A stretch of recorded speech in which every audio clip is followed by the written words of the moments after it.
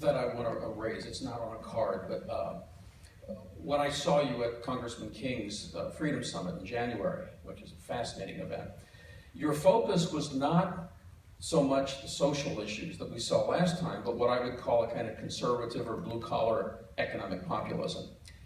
And as an observer of that event, you know, I noticed when people would talk about immigration or support for Israel, things like that, tremendous response. Frankly, Senator, you had a very tepid response from this Republican audience when you talked about this kind of economic populism. What do you do with that?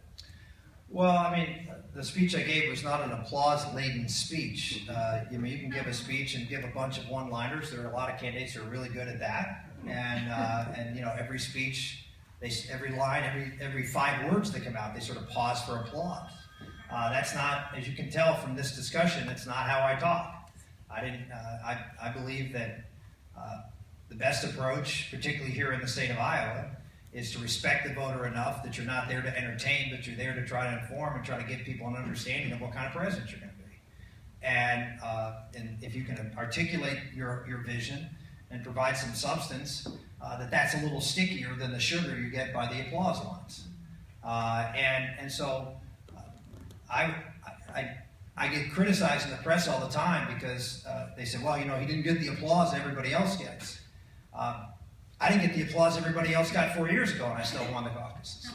But what I get is people saying, well, that guy had something interesting to say, and makes me think about it, and it sort of sticks with you a little while.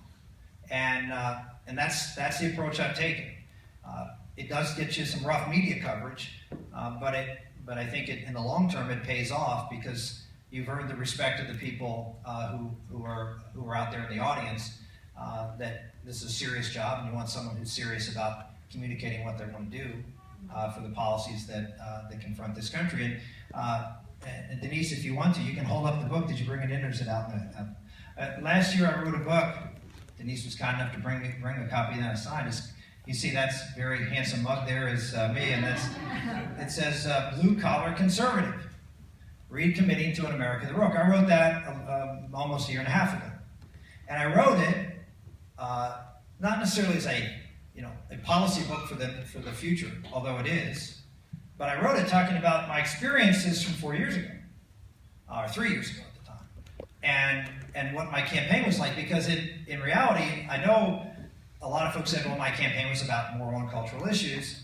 Actually, my campaign was about manufacturing and blue-collar jobs and all of the things that I think made us very, very successful. Not that it wasn't about those other things any more than this campaign isn't about national security, it is about blue-collar, and it's about all those things. I mean, one of the things that I always try to tell folks is you're looking at someone who is passionate, as hopefully you saw on a lot of the national security issues, very passionate about what we need to do to get this economy going again, and I'm also very passionate about making sure that we have strong families and a strong moral fabric in this country. Why? Because I think they all interrelate. I think you can't have one without the other. And I believe that deeply because I see it. It's the reality of how America functions. You can't have a strong defense unless you have a strong economy. Everybody disagree with that? We went through the devastating times of 2008, 2009, 2010. What was on the rise in the Republican Party? Isolationism. Remember? We dealt with it in 2012 in this race with Ron Paul, and subsequently. And why? Because when things aren't going well here, the last thing we're concerned about is what's going on around the world. And so if we want to have a strong military and a forward-looking foreign policy, we have to have Americans feeling good about how things are going here at home. Well, how are you going to have a strong economy? I make the argument, I said this in my last race, you can't have a strong economy unless the basic unit of society, the first economy. Do you know the word economy comes from the Greek word oikos, which means home. The home is the first economy. And when the home is broken, the economy doesn't do well. And we're seeing that. Go to the areas in this country where homes are broken.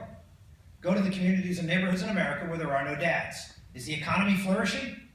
Is there prosperity? No, there is not. We all know that, but the guy by the name of Charles Murray, who you might know of, and who's a libertarian, who studied all this and talked about it. This is a libertarian who said the principal problem facing America is the breakdown of the American family. Libertarian. who's not a social conservative. He's gay marriage, he's pro-choice. But he said, hey, this is the numbers, folks. And here's what he said, interesting enough. He said, people who are higher income know this, know the importance of stable families, because they're in them. But they don't, and this is his word, they don't preach what they practice. They don't preach what they practice. They say it's okay to live any way you want, but that's not how they live. In fact, the divorce rate, the out-of-wedlock birth rate, all those things for the top 25% of income earners hasn't changed in 35 years in America. But it has for lower income, dramatically. And the consequences are devastating. And so, yes, I do talk about those things. But I talk about them in the context that if you want a strong foreign policy, you have to have a strong economy. If you have a strong economy, you have to have strong families and a country that abides and lives by its laws, which means you have a strong moral foundation for the country. To me, they all tie together.